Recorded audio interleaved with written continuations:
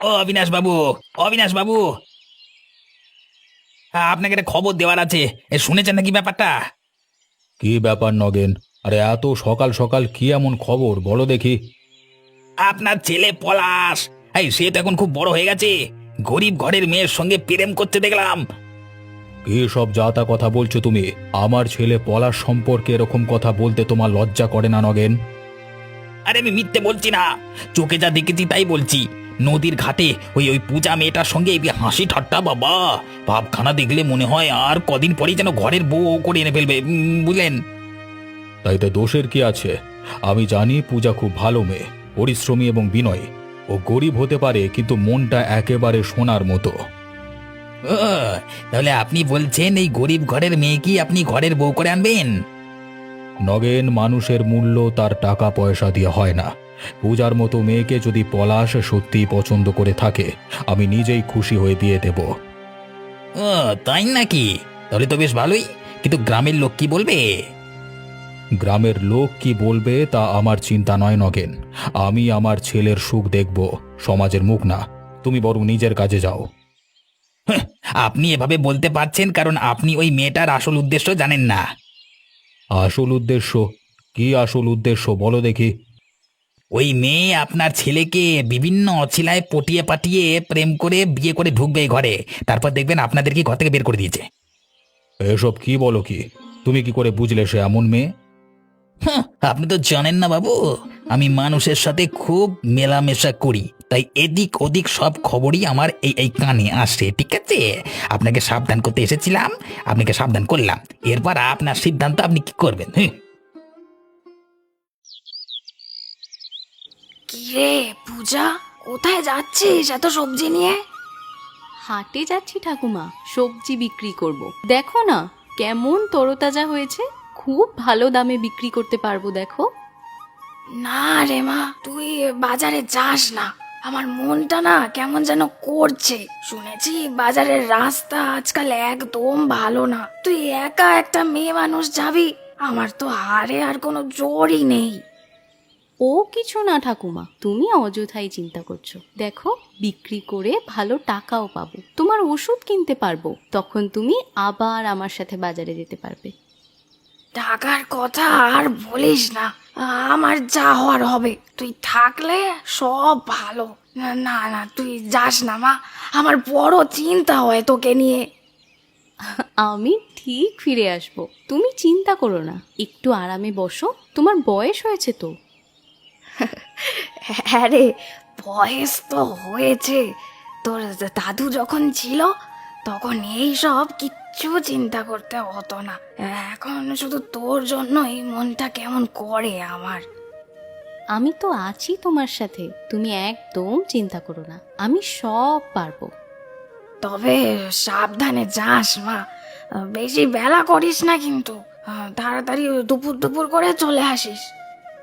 আচ্ছা ঠাকুমা, আমি ঠিক বেলা পড়ার আগেই চলে আসবো। হ্যাঁ, তাই যা।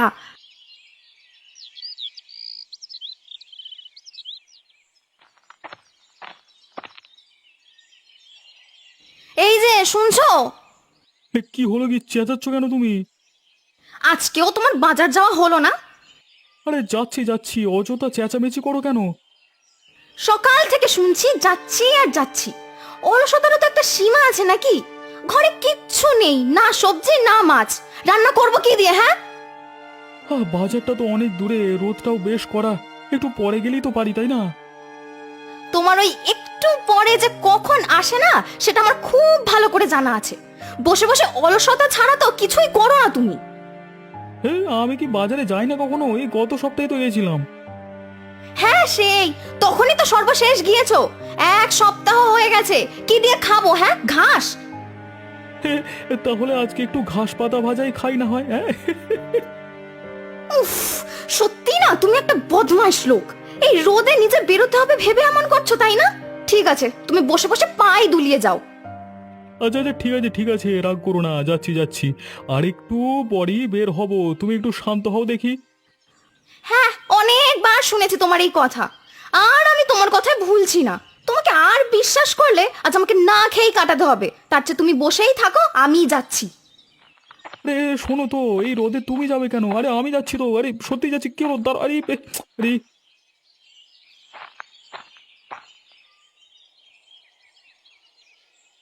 শুনলাম তুই নাকি আবার ওই পূজার বাড়ি গেছিলিস। হ্যাঁ গেছিলাম, তাতে সমস্যা কি? সমস্যা কি মানে? ভুলে যাচ্ছিস আমাদের পরিবার কোন পরিবার, ওরা কোন বংশের আর আমরা কোন বংশের, সেটা খেয়াল নাই তোর? বংশের বড় দিয়ে কি হবে বাবা? পূজা গরিব হতে পারে কিন্তু ও খারাপ মেয়ে নয়। ওদের ঘরে অভাব থাকতে পারে কিন্তু সম্মান আছে। সম্মান? ও মেয়ে যে তোকে নানান অছিলায় পগিয়ে পাগিয়ে মানে একটা নিজের অস্তিত্ব হাসিল করতে চাইছে, তাকে আমি বুঝি না। গ্রামের সবাই হাসাহাসি করছে তোর এসব পাগলামো দেখে, আর সমাজের চোখে আমাদের কি মান ইজ্জত আর থাকবে? হ্যাঁ, সমাজকে এত গুরুত্ব দেওয়ার দরকার নেই বাবা। পূজা এবং তার পরিবার সৎ এবং পরিশ্রমী, আমাদের সম্মান নষ্ট হয়নি। চুপ কর, এত বড় বড় কথা মুখে মানায় না তোর। আমার সোজা কথা, তুই আর ও ঘরে যাবি না, ওই মেয়ের সাথে মিশবি না, কথা বলবি না, ব্যাস। ক্ষমা করো বাবা, তোমার এই অন্যায় আদেশ আমি মানতে পারবো না। আমি মানুষের মানকে সম্মান দিই, জাত বংশকে নয়। ভালোই তো, তাহলে স্পষ্ট শুনে রাখ, এরপর থেকে আমার আর তোর মধ্যে কোনো সম্পর্ক থাকবে না। সম্পর্ক ভাঙা এত সহজ নয় বাবা, রক্তের সম্পর্ক ছিঁড়ে ফেলা যায় না। তুমি একদিন বুঝবে আমি ভুল করিনি। তুই তো ওই মেয়ের প্রেমে সম্পূর্ণ অন্ধ হয়ে গেছিস। আজকে তোর নিজের বাবার মুখে মুখে কথা বলতে লজ্জা করছে না? ঠিক আছে, আমার বোঝানো উচিত ছিল, বোঝালাম। এরপর তুই ঠিক কর কি করবি। আমি যতদূর তোমাকে চিনি, তুমি মানুষকে তার জাত ধর্ম বর্ণ অর্থ দিয়ে বিচার করবার লোক না। আমি ভেবেছিলাম তুমি পূজার ব্যাপারে শুনে খুশি হবে। ও গরিব ঘরের মেয়ে, আর তুই আমার ছেলে, এই ধনী ঘরের ছেলে। তোর সাথে প্রেম করার নিশ্চয়ই কোনো বদ মতলব আছে ওই মেয়ের, যেটা তুই বুঝতে পারছিস না। না বাবা, আমি ওকে ঠিক চিনি। ও মোটেও অমন মেয়ে না। ও খুবই পরিশ্রমী এবং আত্মসম্মান সচেতক মেয়ে। তুমি যখন এতই বোঝদার হয়ে গেছো, তোমাকে আর আমার কোনো কথা বলে লাভ নেই, কোনো পরামর্শ শুনতে হবে না।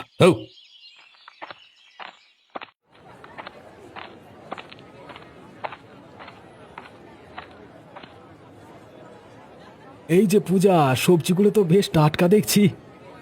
হ্যাঁ কাকা, আজকেই ক্ষেত থেকে তুলে এনেছি, সব একেবারে টাটকা। আপনি কি নেবেন, কতটুকু নেবেন বলুন? আগে বল দেখি, আজকে সবজির মধ্যে বিশেষ কিছু আছে নাকি? সবজির মধ্যে বিশেষ কি থাকবে কাকিমা, সব তো প্রতিদিনের মতোই আছে। হ্যাঁ, আহা, বিশেষ করে বলতে ওই অবিনাশ বাবুর বাড়ির ছেলে পলাশের প্রিয় সবজির কথা বলছে তোর লতা কাকিমা। শোনো না, অবিনাশবাবুর ঘরের বউ তুমি কবে হচ্ছ বলো দেখি? সবাই তো সেই আশাতেই বসে আছি। আহা, এইসব যে কি বলো না কাকিমা। আরে লজ্জা পেও না মা, লজ্জা পেও না। পলাশ খুব ভালো ছেলে, তোমাদের জুড়িটা কিন্তু দারুণ মানাবে। যা বলেছ, একেবারে লক্ষ্মী নারায়ণের জুটি লাগবে। আমাকে নিয়ে আপনারা শুধুই মজা করছেন, আমার কিন্তু এইসব মোটেই ভালো লাগছে না। আহারে, এই একটু ইয়ার্কি ঠাট্টা না করলে জীবন চলে নাকি? চিন্তা করিস না মা, তুই খুব ভালো থাকবি পলাশের সাথে। পলাশ তোর সব দুঃখ কষ্ট দূর করে দেবে, দেখিস। হ্যাঁ হ্যাঁ, সে আর বলতে, তবে আমাদের সবাইকে নিমন্ত্রণ করবে তো। তোমরা শুধু মজা করো আমার সাথে, আমি আর কি বলবো বলো তো। ঠিক আছে, আজকে অনেক আর কি হলো, এবার আসল কথায় আসি। আধা কেজি বেগুন দাও দেখি, না হলে আজকে লতার হাতেই মার খাবো। কি যে বলো না তুমি, যাকগে, আর 2 কেজি আলুও দিস তো।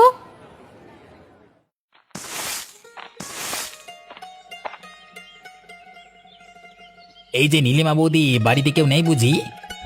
আরে নগেনদা যে হঠাৎ এখানে? না গো, রতন তো বাড়ি নেই, বাজারে গেছো। কেন, কিছু দরকার আছে কি? না মানে দরকার ঠিক না, তবে একটা জরুরি কথা বলতে এসেছি তোমাকে আর কি। হ্যাঁ তো বলো না, এমন কি কথা যে এত লুকিয়ে বলতে হবে? জানো কি অবিনাশবাবুর ছেলে পলাশের কি কাণ্ড? না তো, কেন, কি করেছে সে? তোমাদের গ্রামের ওই গরিব বুড়ির নাতনি ওই পূজার সাথে, এই বাবা গভীর ভাব, হ্যাঁ, সারাদিন ওই মেয়ের বাড়ির আশেপাশে ঘোরাঘুরি করে। বলো কি? ওরা যে গরিব ঘরের মানুষ, দিন আনে দিন খায়, সেই ঘরের মেয়ের প্রেমে কি করে পড়লো পলাশ? সেটাই তো হলো আমারও প্রশ্ন। আরে আমার তো সন্দেহ ওই মেয়ে নিশ্চয়ই পলাশকে ফাঁসিয়েছে। ভাবলাম তোমাকেই বলে যাই, কাকে আর বলবো বলো। ও মা, তাই নাকি? তবে অবিনাশ বাবু কি মেনে নেবেন? কি বলো তুমি? যদিও উনি তো জাত বংশ নিয়ে খুব একটা গোড়ামি করেন না। তা তো বটি, কিন্তু ছেলে তো বাবার কথা শোনে না। প্রেমের নেশা বড় কঠিন নেশা গো নীলিমা, বুঝলে? হ্যাঁ গো, ঠিকই বলেছো নগেনদা। কথাটা রতন আসলে তাকেও বলতে হবে। এমন বড় ব্যাপার নিয়ে ঘরে চুপচাপ থাকাটা ঠিক না গো। তোমার যেমন ভালো মনে হয় করো, আমি তাহলে যাই।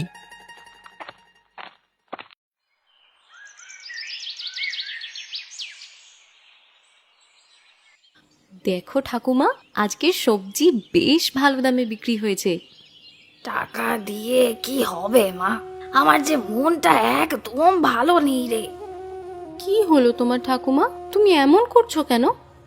গ্রামের সবাই যে বলছে তুই নাকি অবিনাশের বাড়ির বউ হবি। তুই জানিস তো মা, তারা কত বড় মানুষ। আমরা গরিব সামান্য ঘরের মানুষ, তারা কি আমাদের মেনে নেবে? তুমি এত চিন্তা করছো কেন ঠাকুমা? আমি তো কারো কোনো ক্ষতি করিনি। আর পলাশ নিজে আমাকে বলেছে ওর পরিবার আমাকে ঠিক মেনে নেবে। তুই বুঝিস না রে মা, বড় ঘরে বিয়ে হলে হাজারটা কথা ওঠে। আমাদের দারিদ্রতা নিয়ে যদি কোনো সমস্যা হয়, তুই যে খুব কষ্ট পাবি মা। দেখো ঠাকুমা, আমি জানি বড় বাড়িতে বউ হওয়াটা অতটা সহজ নয়, কিন্তু তুমি চিন্তা করো না। পলাশ আমাকে সত্যিই ভালোবাসে, বিশ্বাস রাখো, সব ঠিক হয়ে যাবে। তোর কথা শুনে খুব শান্তি পেলাম রে। আমার তো বয়স হয়েছে, অত বেশি কিছু বুঝি না। শুধু তুই যেন ভালো থাকিস এই কামনাই করি আমি।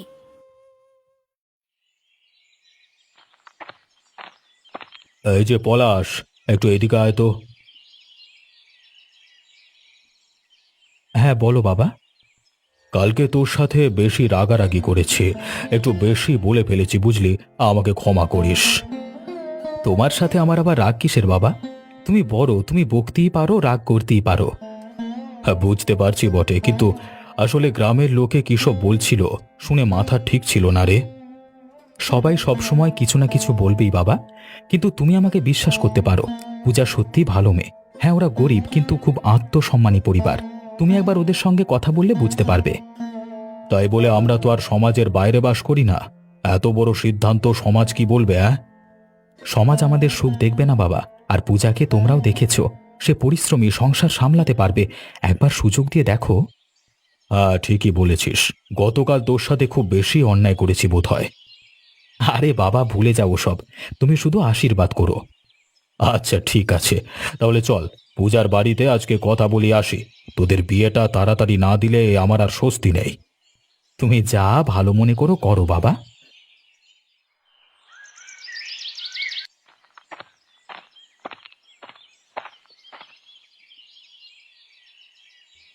কিরে নগেন, সকাল সকাল মুখটা এমন শুকনো কেন? আমার মুখের খবর রেখে তোমার লাভটা কি গোপালদা? আরে ভাই, গ্রামের একজনের মন খারাপ হলে আমাদের মনও তো খারাপ লাগে। কি হয়েছে খুলে বলতো দেখি। আর কি হবে? অবিনাশের ছেলে পলাশের কথা শুনেছ?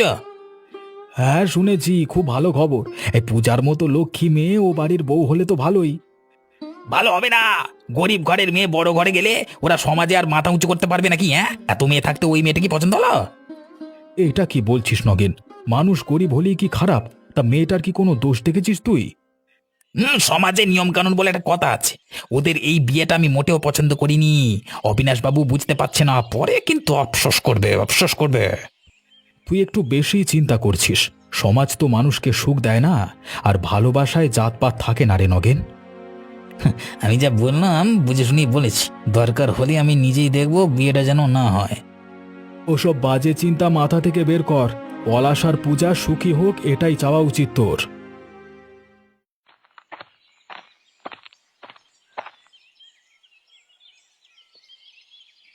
আরে অবিনাশ বাবু যে, তা এদিকে বসুন বসুন। বসো বসো, দাঁড়িও না। আমি আসলে একটা জরুরি কাজে এসেছি, তোমার সাথে দুটো কথা আছে। বলুন বাবু, কি বলতে চান? দেখো বুড়িমা, প্রথমে আমি ভুল বুঝেছিলাম। আমার ছেলে পলাশ তোমার নাতনি পূজাকে পছন্দ করছে। মানে আমিও ভেবে দেখলাম পূজা সত্যি খুব ভালো মেয়ে, ওকে আমরা আমাদের বাড়ির বউ করতে চাই। কি বলছেন আপনি? আপনি সত্যি আমার পূজাকে আপনার ঘরের বউ করে নিয়ে যাবেন? হ্যাঁ বুড়িমা, আমিও ভেবে দেখলাম ভালো মানুষ কখনো জাত ধনী গরিব এসব দেখে হয় না, পূজাকে আমাদের ঘরে আনতে চাই। বাবু, আপনার প্রতি আমি চিরকৃতজ্ঞ থাকবো। মেয়েটাকে একটু ভালোবাসবেন, ও ছাড়া আমার আর কেউ নেই। তুমি একদম চিন্তা করো না, পূজা আমার মেয়ের মতো থাকবে। তোমার নাতনিকে ভালো রাখবার দায়িত্ব আজ থেকে আমার।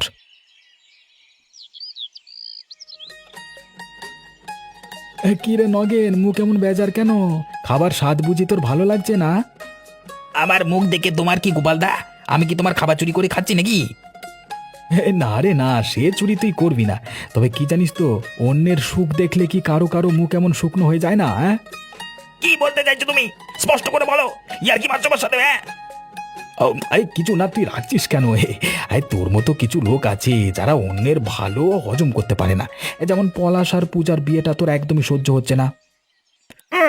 তুমি বড্ড বেশি কথা বলছো। আমার সহ্য না হলে আমি কি করবো? হ্যাঁ, তুমি তুমি তুমি কে? আমাকে বিচার করতে এসছো? তুমি কে? কি হচ্ছে তোমাদের দুজনের মধ্যে? এমন খুশির দিনে এসব কি কথা? কিছু না অবিনাশ বাবু, এই নগেনের একটু মুখ ভার হয়েছে, ও আর আনন্দ সহ্য করতে পারে না তো তাই। দেখুন বাবু, গোপাল আমাকে শুধু শুধু খোঁচা দিচ্ছে। আরে এই তোমরা দুজন থামো, আজকের দিনটা আনন্দ করবার জন্য। সবাই ভালো করে খাও, মজা করো। নগেন, মন ভালো করো, মন ভালো করো, খুশিতে থাকো। আর গোপাল, ওকে একটু শান্তিতে খেতে দাও।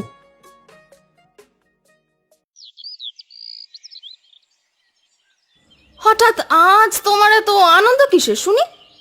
আরে শুনেছ, অবিনাশবাবুর ছেলে পলাশ যে বিয়ে করলো, সেই মেয়ে পূজা নাকি দারুণ সবজি চাষ করতে পারে। এবার থেকে আর দূরের বাজারে যেতে হবে না, এখানেই বাজারে বসবে। এসব আবার কি অদ্ভুত কথা! একটা বিয়ের জন্য এত আনন্দ কিসের তোমার? আমার তো এসব একদম ভালো লাগছে না।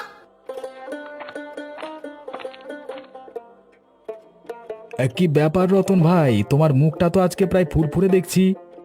আর বলো না গোপালদা, এই পূজা সবজি চাষে ওস্তাদ, দেখবেন খুব তাড়াতাড়ি এখানে নিজের হাতে বাজার বসাবে, কত সুবিধা হবে বলুন তো। ঠিকই বলেছ, এবার তোমারও হাঁটতে হবে না, আমাদেরও সুবিধা হবে। আমাদের পূজা খুব লক্ষ্মী মেয়ে, দেখো কত উন্নতি হয় গ্রামে। হ্যাঁ দেখছি তো, সেই মেয়ের গুণগান শুনতে শুনতে এই দিন যাবে আমার। আর আমাদের মতো মানুষদের বুঝি কোনো দামই থাকলো না আর। আহা, অমন করো কেন? আরে তোমার আর বেশি কিছু লাগবে না, একেবারে বাড়ির কাছেই তরতাজা সবজি পাবে।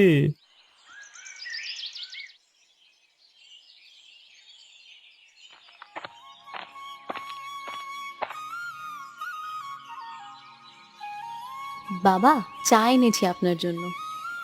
আরে পূজা মা, এত সকালে চা? আমি তো চাইনি এখন। আসলে বাবা, আমি একটু তাড়াতাড়ি বেরোবো, বাজারে সবজি নিয়ে যেতে হবে তো, তাই আপনার চাটা আগেই দিয়ে গেলাম। আজকেও সবজি বিক্রি করতে যাবে? এই নতুন বউ ঘর থেকে বেরোচ্ছ শুনলে গ্রামের লোকে কি বলবে বলো তো? কাজ করায় তো কোনো লজ্জা নেই বাবা, আমি সবজি চাষে খুশি। আর আমার এই কাজেই তো আপনাদের আমাকে পছন্দ হয়েছিল।